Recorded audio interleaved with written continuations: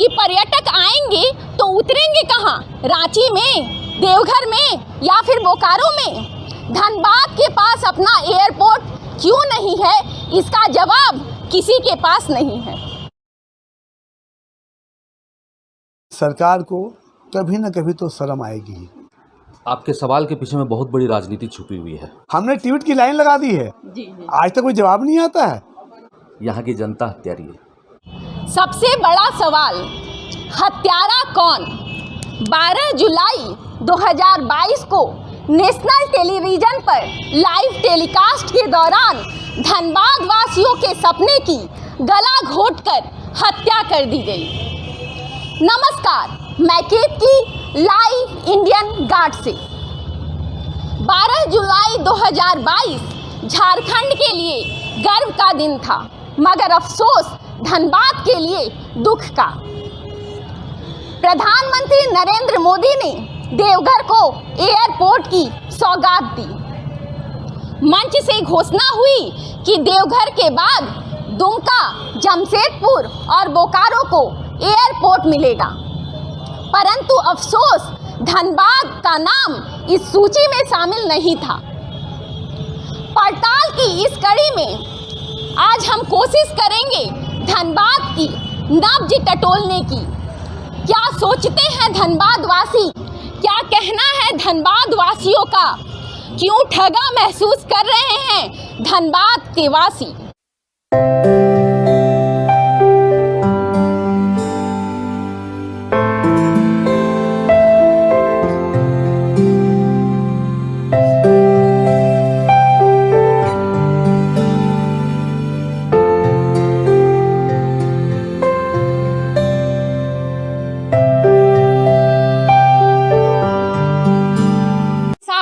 इस वक्त मौजूद हैं प्रभास सुरोलिया जी, बैंक मोड़ चेंबर ऑफ कॉमर्स के अध्यक्ष हैं। ये एक बड़े व्यापारिक संघ का नेतृत्व करते हैं।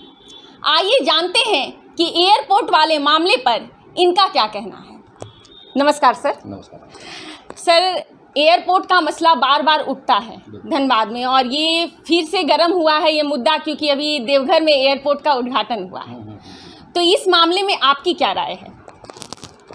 देखिए, देवघर में जो एयरपोर्ट बना है और आप कह रही हैं कि ये मुद्दा फिर से गर्म हुआ है, तो ये मुद्दा तो बरसों से गर्म है।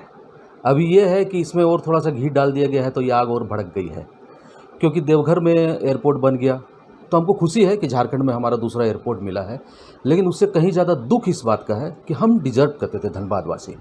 हम हमेशा से ये कहते आ रहे हैं कि धनबाद में बड़ी बड़ी यहाँ पे इंस्टीट्यूट हैं, BCCL, टिस्को, सेल, आपको DGMS, आपको सिम्फर, आपको IIT, ISM, तो यहाँ पे बड़े बड़े लोगों का आना जाना लगा रहता था पूरा हिंदुस्तान में। और हिंदुस्तान ही नहीं, मैं ये कहूँगा कि विश्व के कई कोनों से लोगों का यहाँ आना जाना लगा रहता है। अगर यहाँ पे हिंदुस्तान में किसी को माइंस ऑपरेट करना है या माइंस में किसी प्रकार का सामान देना है तो उसको DGMS आना ही आना पड़ेगा। उसी तरह से IIT, ISM है। आप देखते हैं कि अफ्रीका के लोग, एशिया के लोग, बहुत सारे यहाँ पे स्टूडेंट जो है पढ़ने के लिए आते हैं।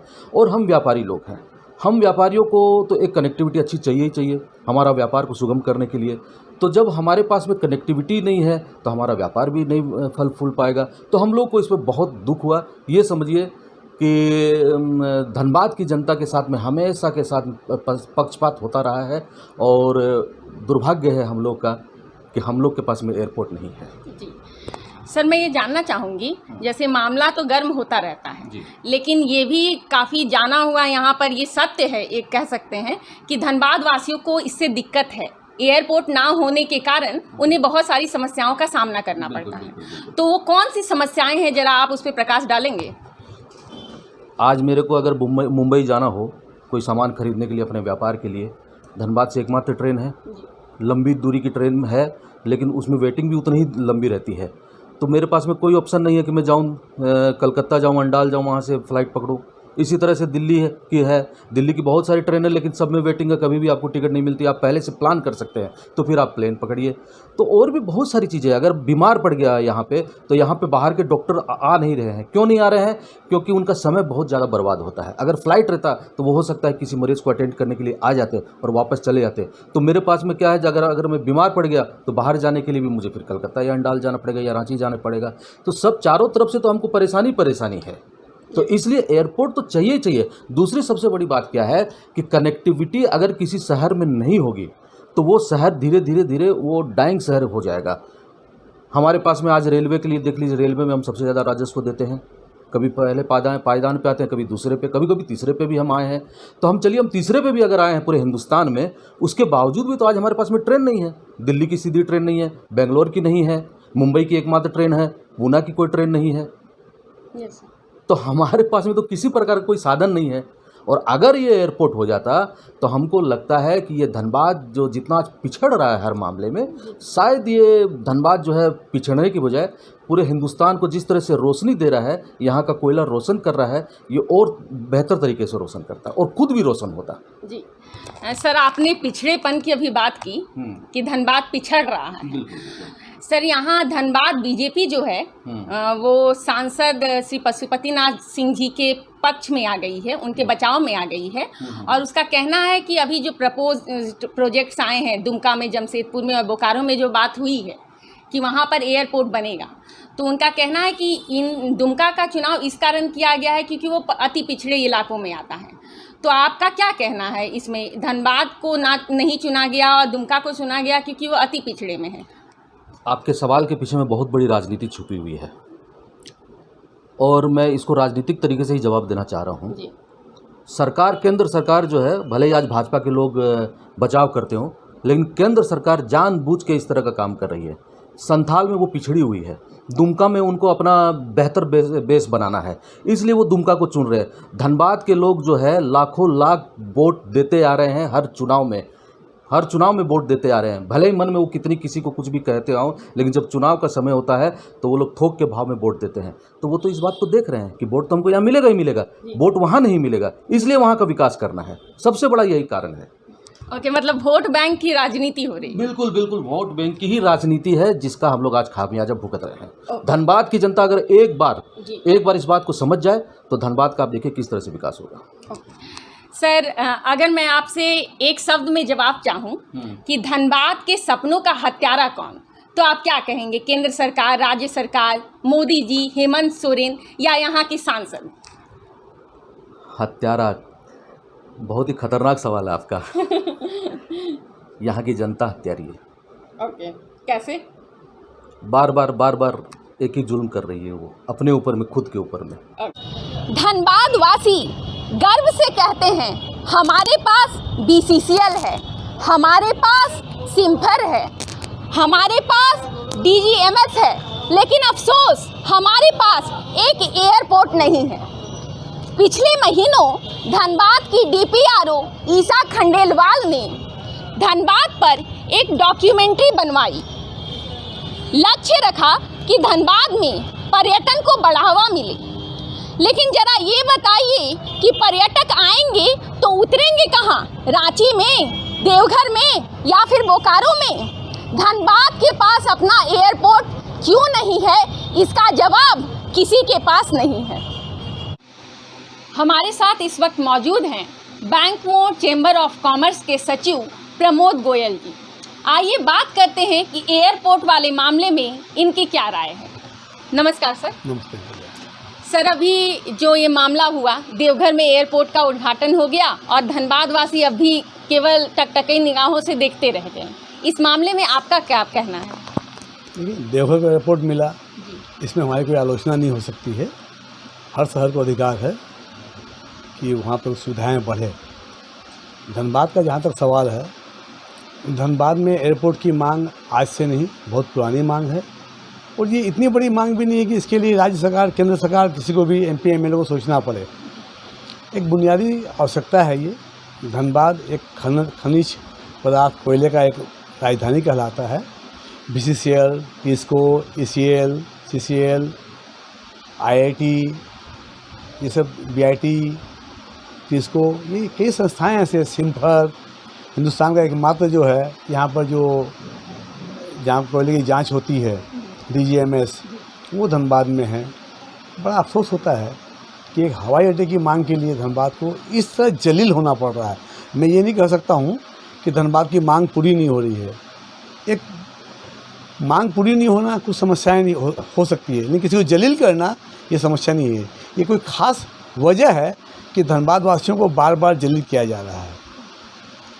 और मुझे लगता है कि केंद्र सरकार को जिस तरह धनबाद पिछले 45 वर्षों से किसी खास पार्टी को सांसद विधायक बनाकर केंद्र में राज्य में भेज रहा है और रिकॉर्ड मतों से यहाँ जीत हो रही है, और उस स्थान पर केंद्र सरकार की निगाहें होनी चाहिए। चाहे नरेंद्र मोदी की बात करें हम, चाहे हम जहाज मंत्री की बात करें, आज सिंधिया जी हैं, पहले नवीन सिन्हा जी थे, जयंत सिन्हा जी थे पहले, सभी यहाँ आए और सब ने बहुत ही हंसते हुए बताया कि यहाँ पर तो एयरपोर्ट हो गया, बस हम ज़मीन की तलाश कर रहे हैं।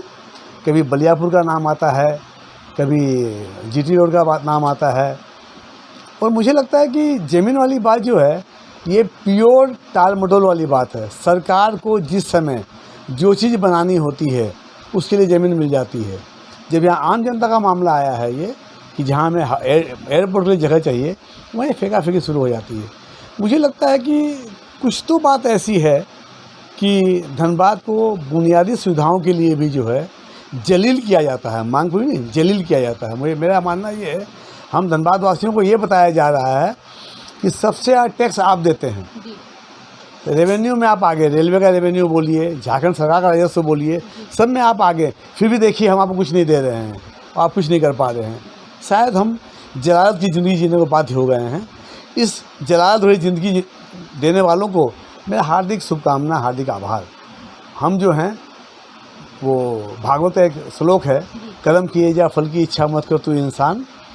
हम उसी तर्ज पर जो है बिना फल पाए भी हम सरकार को राजस्व देते रहेंगे, वाहवाही करते रहेंगे। शायद हमारे भाग्य की यही विडम्बना। सर, मैं आपसे जानना चाहूँगी कि एयरपोर्ट का मामला बहुत पुराना है। इस मामले में हर बार बैंक मोड़ चेंबर ऑफ कॉमर्स ने हमेशा कुछ ना कुछ किया है कि एयरपोर्ट धनबाद को मिले। जरा वो बताएंगे दर्शकों को। देखिए, एयरपोर्ट की मांग को लेकर बैंक मोड़ चेंबर ऑफ कॉमर्स जो है ये हमेशा कोई न कोई अभियान करते रहा है। सीधे प्रधानमंत्री को चिट्ठी, उड्डयन मंत्री को चिट्ठी, स्थानीय पोस्ट कार्ड कार्यक्रम हम लोगों ने किया था, हम लोगों ने हस्ताक्षर अभियान चलाया था।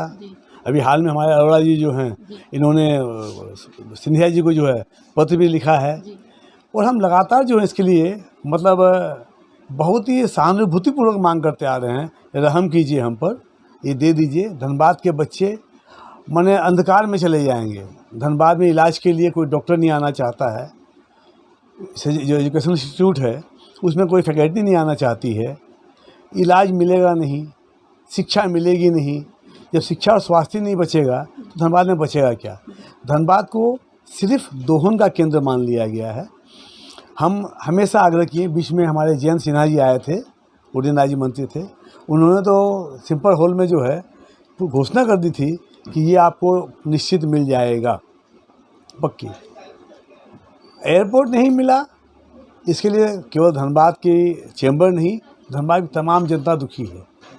और हमें ये समझ नहीं आता है कि इससे सरकार को क्या क्या लाभ है जी। चाहे विधायक किसी पार्टी के हो, सांसद किसी पार्टी के भी हो, जब शहर विकास की ओर बढ़ता है तो सरकार को राजस्व की प्राप्ति होती है, हमारे यहाँ पर्यटन बढ़ता है, हमारे उद्योग धंधे बढ़ते हैं, कुल मिलाकर जो है बेरोजगारी ख़त्म होती है, स्थानीय लोगों का लेवल स्टैंडर्ड जो है वो हाई होता है। हमें जो है एक हवाई यात्रा करने के लिए जितना हवाई जहाज़ का भाड़ा है उतना हमें एडिशनल लगाना पड़ता है, यहाँ से टकरा जाके पकड़ने के लिए, रांची जाके पकड़ने के लिए, दुर्गापुर जाके पकड़ने के लिए, तो हमारी तो यात्रा डबल महंगी हो जाती है। ऊपर समय का जो दोष आता है वो आता ही है। बैंक मोड़ चैम्बर हमेशा ही प्रयास किया है, हमारे सोले जी भी हमेशा पत्राचार किए हैं, चैम्बर मैंने भी हमेशा पत्राचार किया है, पोस्ट कार्ड का पूरा बंच हमने भिजवाया है, लगातार भेजते भी रहे हैं। अफसोस इस बात की है, हम जब कभी मैंने अखबारों के माध्यम से या टीवी चैनल के माध्यम से सुनते हैं, किसी ने एक ट्वीट किया और प्रधानमंत्री ने तुरंत एक्शन ले लिया, एक ट्वीट किया ट्रेन में पानी पहुंच गया, हमको समझ नहीं आया कि वो ट्वीट कौन सा होता है और हमारा ट्वीट कौन सा होता है। हमने ट्वीट की लाइन लगा दी है, आज तक कोई जवाब नहीं आता है, कि कोई उसका ये नहीं होता। इसका मतलब है कि जो हम सुनते हैं वो केवल आईवास है जी, बिल्कुल कुछ नहीं। चैम्बर का प्रयास पहले भी था, अभी भी है। हम निराश तो जरूर हो चुके हैं, लेकिन आशा भी बनी हुई है। और हमारा पक्का मानना है कि सरकार को कभी न कभी तो शर्म आएगी ही। सर, मैं ये जानना चाहूँगी, अभी तो फिलहाल धनबाद की जनता काफ़ी निराश हो चुकी है और ऐसे में ये सवाल लाजमी है कि धनबाद के लोगों के सपनों का हत्यारा कौन? केंद्र सरकार, राज्य सरकार, हेमंत सोरेन जी, नरेंद्र मोदी जी या यहाँ के सांसद श्री पशुपति नाथ सिंह जी? देखिए, ये बहुत अहम सवाल है आपका जी। और लोकसभा संसदीय क्षेत्र में 27 लाख 28 लाख की आबादी वोट करती है। विधानसभा में भी एक अच्छी आबादी वोट करती है। धनबाद के अधीनस्थ मोटा मोटी 8 विधायक, एक सांसद, 2 सांसद आते हैं। धनबाद गिरिडीह को मिला लिया जाए तो इसमें किसी एक पर दोषारोपण करना सही नहीं होगा। कहीं न कहीं सामूहिक प्रयास की कमी है। और मेरा एक मानना है कि जैसा राजा वैसी प्रजा नहीं होती है, जैसी प्रजा वैसा राजा होता है। शायद हमारी जनता में ही जो है कुछ कमी रही है, जनता की आवाज़ में कमी रही है, वो हर मुद्दे पे उनका मतभेद होते रहा है। तो कहीं ना कहीं दोष है, दोष सबका ही है। मैं तो सभी जनप्रतिनिधियों का भी दोष बताऊंगा, जनता का भी बताऊंगा, और उससे बड़ा यहाँ के ब्यूरोक्रेट ने भी धनबाद से कहीं विकास के लिए कभी प्रयास किया ही नहीं, क्योंकि इनका ट्रांसफ़र जॉब होता है। नहीं, अभी तक हमें ये समझ नहीं आता है कि सबका परिवार चलाने वाला धनबाद, पूरे राज्य का विकास करने वाला धनबाद, पूरे झारखंड को रोटी देने वाला धनबाद खुद बिजली के लिए तरस रहा है, पानी के लिए तरस रहा है, सड़क के लिए तरस रहा है। हमारी हालत वो हो गई है जैसे परिवार में कमाऊ पुत्र होता है जो पूरे परिवार को पालता है, नहीं खुद जो है आलोचना शिकार होता है और हमेशा भेदभाव शिकार होता है, उपेक्षाएं होती है उसकी। शायद हमारा धनबाद जो है उसी तरह की उपेक्षा का शिकार हो गया। कमाऊ पुत्र भी है लेकिन उपेक्षित है। धनबाद में एयरपोर्ट का मामला दशकों पुराना है। बावजूद इसके जब जब सियासी गलियारों में चेहरा चमकाने की बात आई तो इस मुद्दे को उछाला गया और जब जब काम बन गया तो मुद्दे को ठंडे बस्ते में डाल दिया गया। कुछ महीने पहले की बात बताती हूँ। धनबाद के पूर्व पार्षद निर्मल मुखर्जी ने मिनिस्ट्री ऑफ सिविल एविएशन को एक खत लिखा। खत में लिखा, धनबाद को एयरपोर्ट चाहिए। खत के जवाब में जो खत वापस उन्हें भेजा गया उसमें क्या लिखा था वो बताती हूँ। उसमें लिखा था कि धनबाद में एयरपोर्ट बनाना है, इससे संबंधित कोई प्रस्ताव मिनिस्ट्री को मिला नहीं। मिनिस्ट्री ऑफ सिविल एविएशन का कहना है कि कहीं पर भी एयरपोर्ट बनाने के लिए आमतौर पर 2 क्राइटेरिया होते हैं। पहला, वहाँ लैंड क्लियरेंस होना चाहिए, मतलब इतनी ज़मीन होनी चाहिए कि एयरपोर्ट बनाया जा सके। इसका तामझाम भी बहुत हुआ। धनबाद में बलियापुर के पास जगह को चिन्हित कर लिया गया। बताया गया कि बनने वाला एयरपोर्ट यहीं बनेगा। तमाम तामझाम के बावजूद पता नहीं एयरपोर्ट आसमान में बन रहा है या ज़मीन पर। देवघर को एयरपोर्ट मिल गया और धनबाद वासी आज भी एयरपोर्ट के इंतजार में बैठे हैं। इसके बाद की बात बताती हूँ। जब Jayant Sinha ji ministry of civil aviation में थे उस समय उन्होंने धनबाद वासियों से कहा, धनबाद को एयरपोर्ट मिलेगा और ज़रूर मिलेगा। सांसद पीएन सिंह जब भी उनसे पूछा गया उनका यही कहना है कि धनबाद को एयरपोर्ट मिलेगा, प्रयास जारी हैं। लेकिन उन प्रयासों का क्या जिसका कोई फल ही नहीं, जिसका कोई रिजल्ट ही नहीं। धनबाद की जनता ये जानना चाहती है कि सबसे ज़्यादा राजस्व देने के बावजूद सरकार के लिए अर्थव्यवस्था के लिहाज से इतने महत्वपूर्ण सिटी को आज तक एक एयरपोर्ट क्यों नहीं मिल पाया। मसला ये नहीं कि निशिकांत दुबे जी की जीत हुई है और पशुपति नाथ सिंह जी की हार। मसला ये कतई नहीं है। मसला ये भी नहीं है कि देवघर ने धनबाद के हिस्से का एयरपोर्ट छीन लिया। मसला ये है धनबाद वासियों की क्या गुस्ताखी है कि उन्हें आज तक एक एयरपोर्ट नहीं मिला।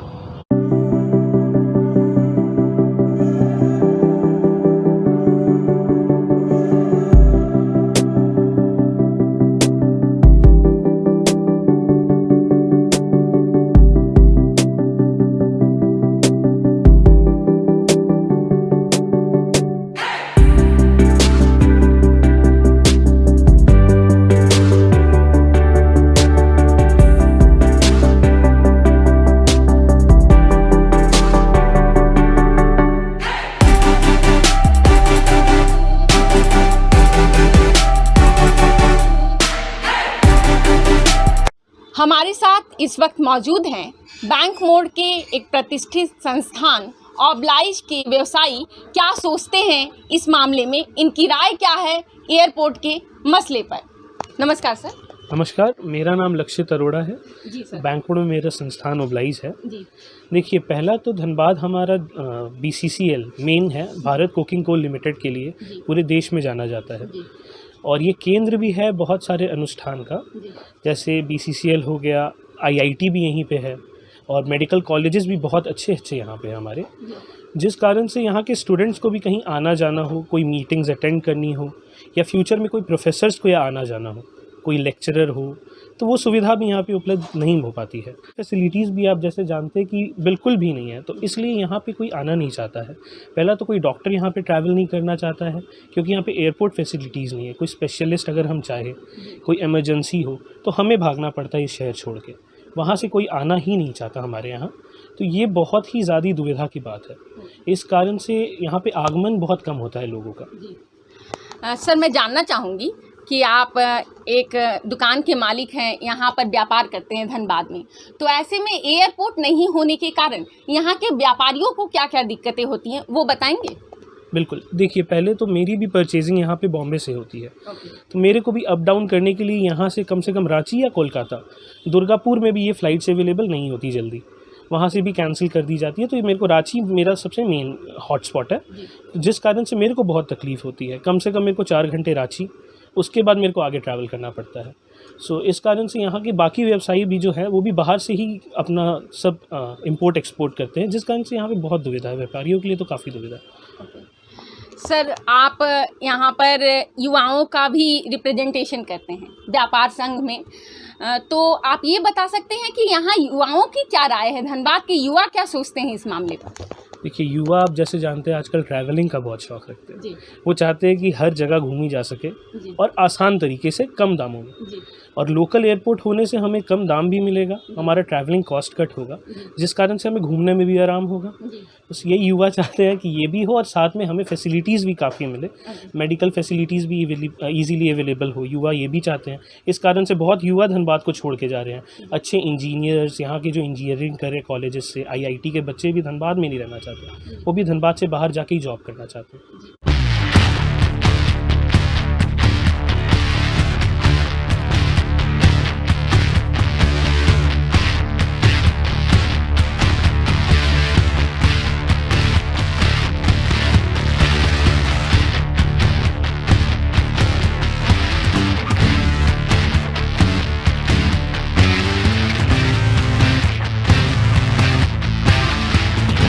अभी हमारे साथ मौजूद हैं लोकेश अग्रवाल जी, जो कि बैंक मोड़ चेंबर ऑफ कॉमर्स के संयुक्त सचिव हैं। आइए जानते हैं कि एयरपोर्ट वाले मामले पर उनकी क्या राय है। नमस्कार सर। जैसा कि आप जानते हैं, देवघर में एयरपोर्ट का उद्घाटन हो चुका है और धनबाद की जो जनता है वो अभी भी एक टकटकी वाले निगाह से देख रही है कि हमें एयरपोर्ट कब मिलेगा, क्योंकि 3 और एयरपोर्ट्स की घोषणा कर दी गई है और उनमें धनबाद का नाम नहीं है। तो आप इस पे क्या राय रखते हैं? देखिए, ये तो इसी तरह है जैसे बड़े भाई की शादी नहीं हो और 3 छोटे भाइयों की शादी हो जाए, ठीक है ना। और बड़े भाई को ये कह कर के संतोष करना पड़े कि घर में बहू तो आ गई है ना, जी, ठीक है ना। धनबाद के साथ यही हुआ है। एक्चुअली धनबाद में सिम्फर, कोल इंडिया, ISM, IIT और भी कई इंस्टीट्यूट हैं, जिसमें जो ऑफिसर्स हैं, जो वरीय पदाधिकारी हैं, वो आने जाने के लिए फ़्लाइट की सुविधा उनको ज़रूरी है। लेकिन सरकार को, चाहे उसमें केंद्र सरकार का दोष हो चाहे राज्य सरकार का दोष हो, हम व्यापारियों को, हम आम जन को उस चीज़ से कोई मतलब नहीं है ये दोष किसका है, ठीक है ना। लेकिन आज झेल रहे हैं हम लोग।